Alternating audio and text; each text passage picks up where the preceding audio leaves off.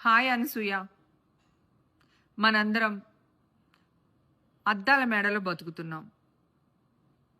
మనం మాట్లాడే ప్రతి మాట, మనం చేసే ప్రతి పనిని భూతద్దంలో చూస్తూ ఉంటారు. Especially social media. ఈ విషయం నీకు తెలియంది కాదు.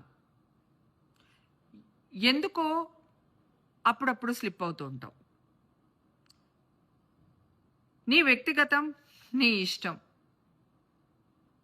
నీ ధర్మం కూడా నీ ఇష్టం. కానీ కోట్ల ప్రజల విశ్వాసాలకు సంబంధించిన విషయాలు మాట్లాడుతున్నప్పుడు జాగ్రత్తగా మాట్లాడాలి. మాట్లాడే మాటలకు చేసే పనులకు మధ్య తేడా ఉంటే వెంటనే పసిగట్టేస్తారు. జై శ్రీరామ్ అనేది స్లోగన్ కాదు, కోట్ల మంది హృదయాల్లో నిలిచిపోయే ఒక మంత్రం. జై శ్రీరామ్ అనేది ఒక పవర్.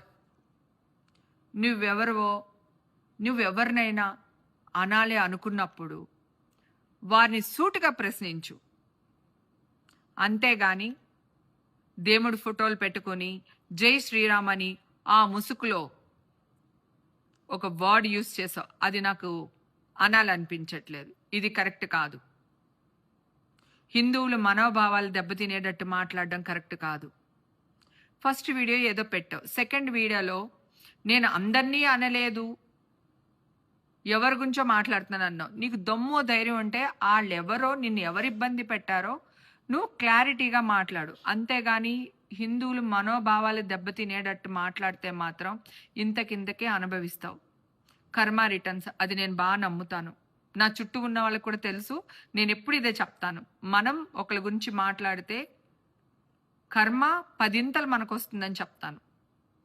సో నీ విషయంలో కూడా అదే జరుగుతుంది, జాగ్రత్త. భగవంతుడు నీకు చాలా ఇచ్చాడు, తెలుగు ఇండస్ట్రీ నీకు చాలా ఇచ్చింది, తెలుగు అభిమానులు నిన్ను అందలాలకి ఎక్కిచ్చారు.